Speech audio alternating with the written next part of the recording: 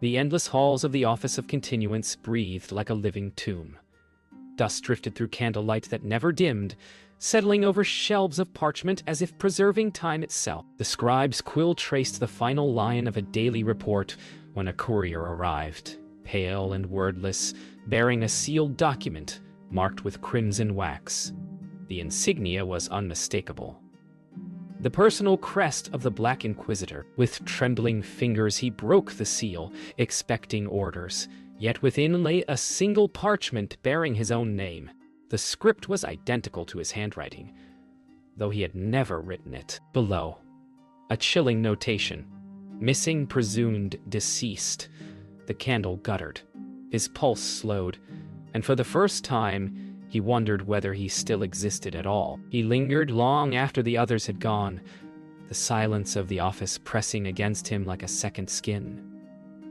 The flicker of candles turned the ledger's shadows into whispers.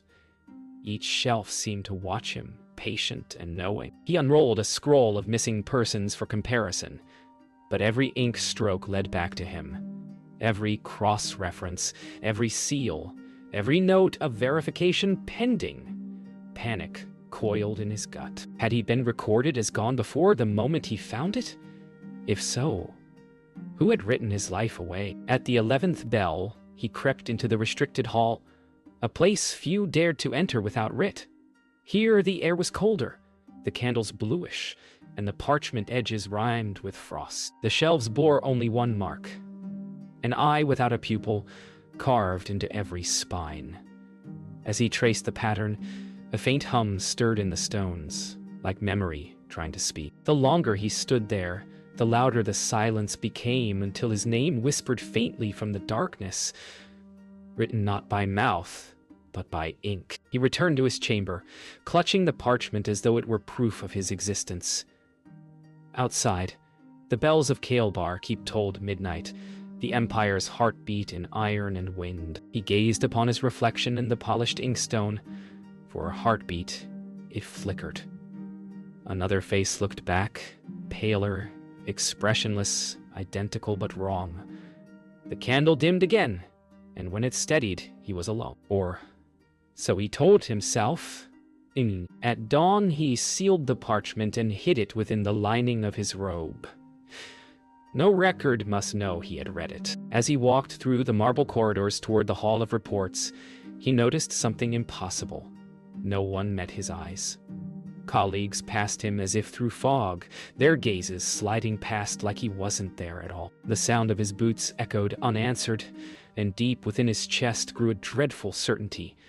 The archive had already erased him. Sleep eluded him. Every flicker of thought returned to that cursed parchment. At first light, he ventured into the bureau's lower levels. Corridors forbidden to all but the recorders of death. There, in the silence of chained ledgers and sealed urns, he sought to confirm the date of his supposed vanishing.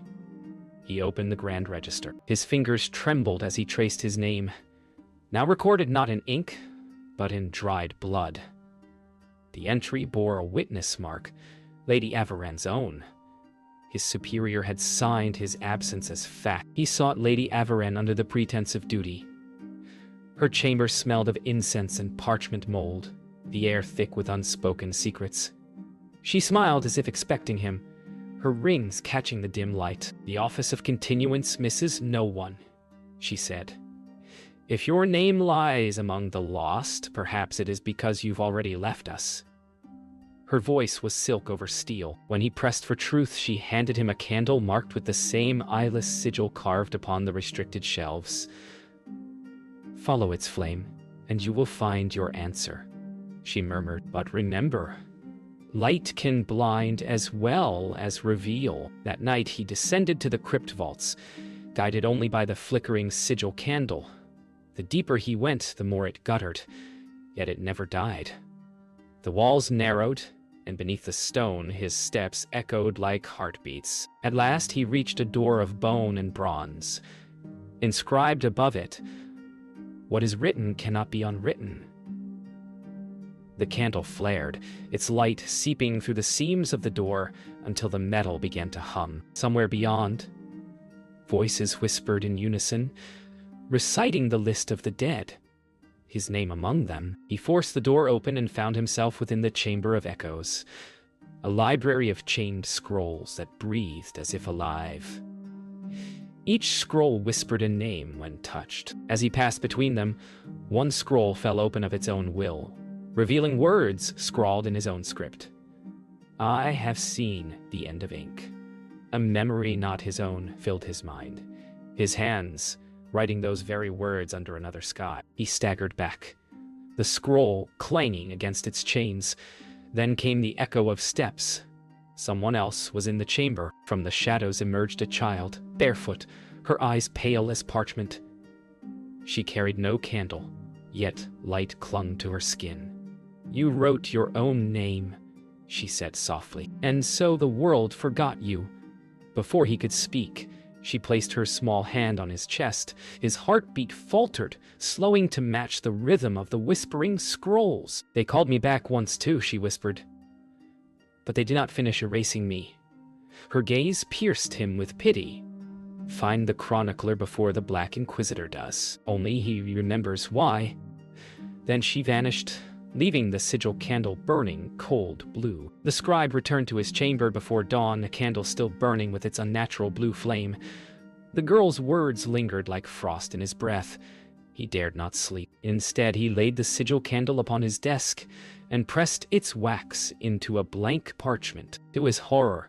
Symbols bled from the wax as if drawn by unseen hands.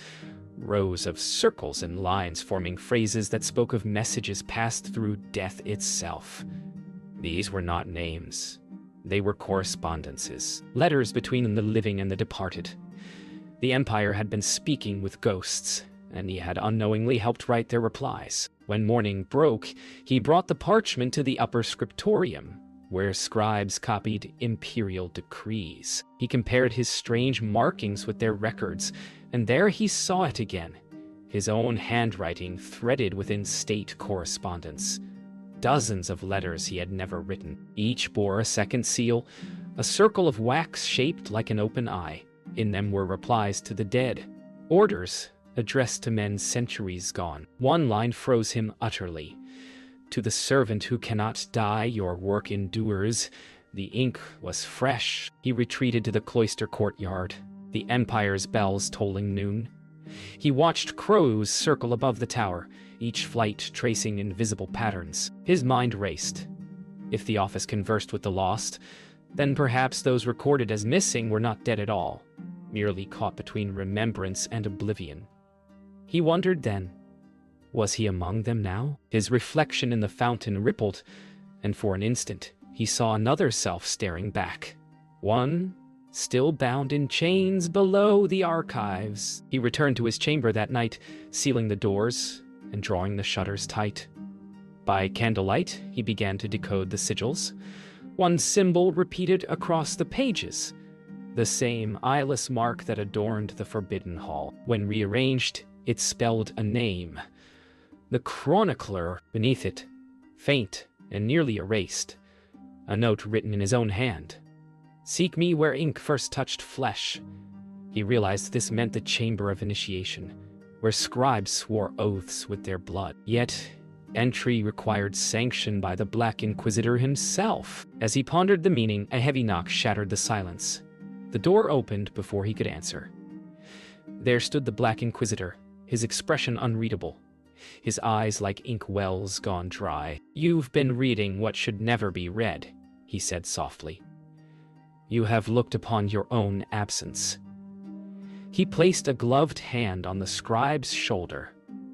"The chronicler has requested your presence below. He remembers you, though you should not exist to be remembered." The candle died as they turned toward the stair. The stairwell spiraled downward for what felt like hours, lit only by the Inquisitor's lantern. The air grew thick, the stones slick with condensation and something older than water.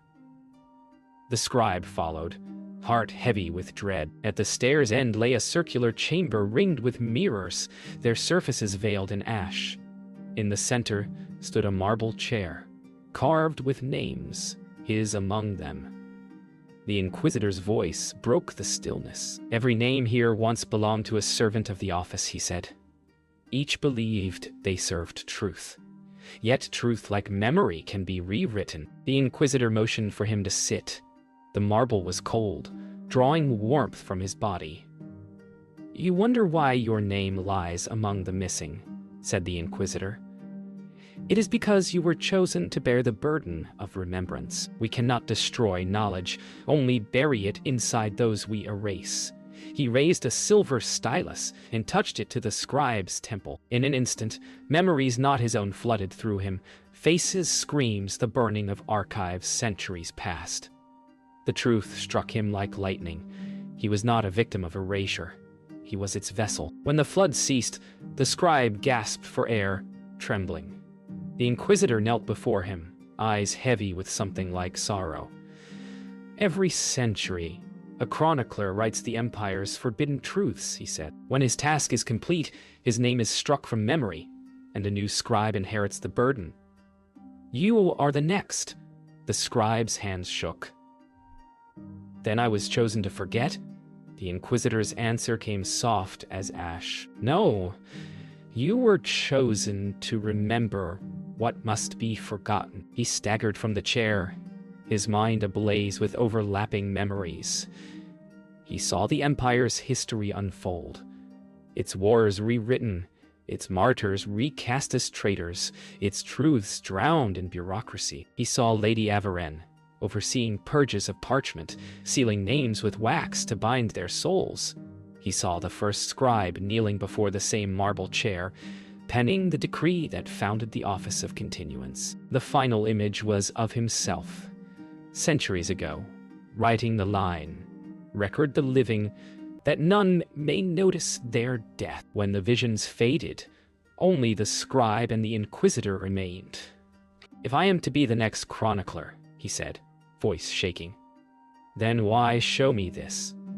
The Inquisitor extinguished the lantern, leaving only the reflection of blue light from the sigil candle the scribe carried. "Because remembrance is rebellion," he answered, "and rebellion begins in ink." As the darkness swallowed them both, the scribe understood the truth. He had already begun to remember what the Empire could not bear to exist. The path to the vaults of memory wound through corridors few dared walk. The scribe followed the blue flame of his candle, now burning with unnatural steadiness. The deeper he ventured, the more the air thickened, laden with ink fumes and whispers that sounded like turning pages. At the threshold stood a mirror of black glass, unmarked by time. As he approached, his reflection split into two. The man he was and the man who had written before him. The voice from beyond the glass spoke in his own tone. "You are both the writer and the writ. Step through and remember everything." The glass rippled like water as he stepped through. On the other side was a vast hall carved from black stone, its walls alive with inscriptions glowing faintly gold. Each script pulsed like a heartbeat. Within alcoves sat rows of forgotten scribes, stone figures frozen mid-writing. Yet when he passed, their heads turned ever so slightly, following his movement. Their eyes glimmered with trapped souls, their quills forever poised above unfinished sentences. The scribe realized the truth.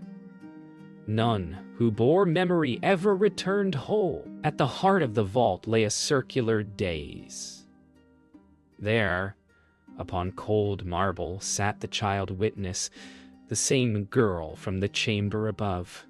Her pale eyes watched him approach. Around her, scrolls floated in the air, rotating like a halo of words. "You have come to reclaim your death," she whispered. "Do you remember when you first wrote it?" Her tone carried neither malice nor mercy. He fell to his knees before her. "Tell me," he begged. "Am I dead?" She smiled faintly.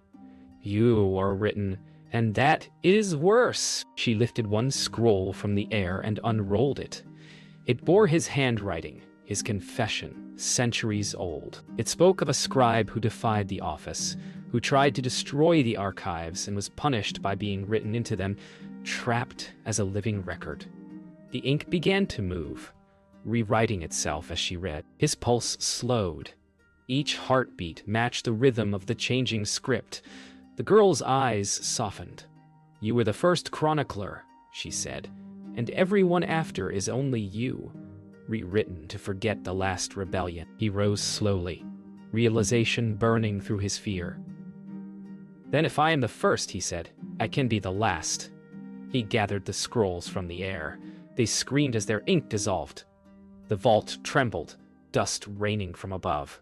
The girl's eyes widened. "If you erase the records," she warned, "you erase us all." He met her gaze, voice resolute. "Then let us finally be forgotten." As he thrust the blue candle to the floor, its flame erupted into a blinding storm of light, consuming every word ever written. Light devoured the vaults of memory. When the brilliance subsided, the scribe stood amid ruin. Ashes falling like snow, the floating scrolls now nothing but drifting embers. The child witness was gone. His candle, extinguished, left only a trail of smoke winding toward the ceiling like a departing soul. The whispers that had haunted the halls were silent for the first time in centuries. He turned toward the tunnel leading upward.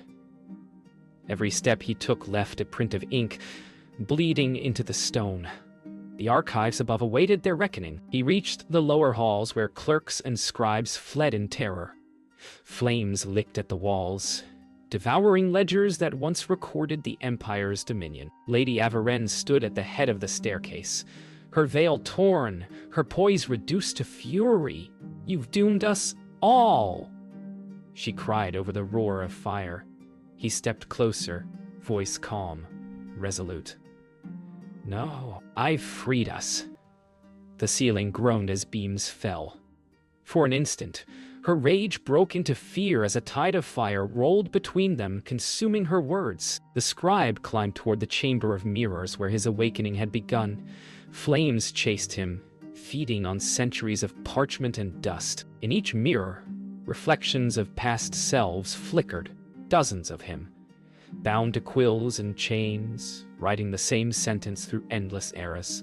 One by one, their images caught fire, faces dissolving into smoke. "Go," they whispered in unison. "Write us free." The final mirror shattered, its shards catching the blaze like 1,000 tiny suns. At the summit, he found the Inquisitor waiting, lantern dark in his hand. Smoke curled between them. "It was never meant to end," the Inquisitor murmured. "The cycle sustains the Empire." The scribe's reply came steady through the crackle of fire. "Then, let the Empire burn." The Inquisitor's gaze softened. For the first time, he smiled. "So it will." He turned and cast his lantern into the blaze. The explosion of light engulfed them both, and in its heart, all records turned to ash. When the inferno waned, dawn crept over Kael'bar Keep. Smoke rose from its shattered spires, the Empire's heart reduced to glowing embers. Amid the ruins, the scribe emerged, covered in soot and blood. The blue candle's broken holder clutched in his hand. The silence was vast, unbroken by bells or voices. He looked to the horizon where the first light touched the ash. "If all memory is gone," he whispered, "then perhaps this is freedom." Yet faintly, beneath the wind, he heard the sound of quills scratching. Somewhere, someone still writing. The ruins of Kael'bar Keep lay silent for days. Ash drifted through its broken arches like gray snow. The scribe wandered the smoldering halls, searching for proof that the Empire had truly fallen. He found only the echo of his own footsteps and the soft hiss of dying embers. Beneath the marble debris, he uncovered a single surviving desk, its drawer locked. Within lay a quill, untouched by flame, its nib blackened with dried ink. When he lifted it, a pulse of light rippled across the stones. A voice, faint yet familiar, whispered, "It begins again." As the quill trembled in his grip, lines began to form upon the nearest wall, ink blooming through the stone like spreading veins. Words, etched themselves in the ancient tongue of record keepers. The script told a history he did not know yet somehow remembered. It spoke of the founding of the office, of the chronicler who first bound memory to ink, of a rebellion quenched by the fire of its own making. The final line read, "From ashes, the writer returns." The scribe's heart thundered. He was reading a prophecy, his own. The wind rose, stirring the ashes into a spiral that gathered around him. From the storm of soot emerged faint shapes, figures of those who had come before. Scribes, inquisitors, Lady Averenne, and the child witness. They watched in silence, their forms trembling like smoke. The girl's voice echoed softly, "You cannot destroy what you are." He looked down at the quill in his hand, realization dawning like dawn through storm clouds. The instrument was not a relic. It was the source. Every record, every life, every disappearance had begun from its first stroke. He fell to his knees as memory crashed through him once more. He saw himself seated at that same desk centuries ago, drawing the first sigil, sealing the first name, creating the very bureau he had destroyed. He had been the founder, the original chronicler who sought to control memory so truth could never die. The centuries of erasure, rebellion, and renewal had been the Empire's heartbeat, all bound to his quill. "I made the office to preserve truth," he whispered. "But I forged a prison instead." The quill pulsed, awaiting its next command. He looked toward the horizon, where dawn touched the ashes with gold. Slowly, he pressed the quill's nib against his own palm. "Let this record end," he murmured, "and let memory rest." As his blood touched the quill, it drank the last ink of his life. The inscriptions upon the walls faded, one by one, until only silence remained. His body turned to dust, scattering into the wind. Far below, a single new parchment unfurled upon the desk, blank, save for one line written in fresh ink, "The Archivum of the Lost," authored by none.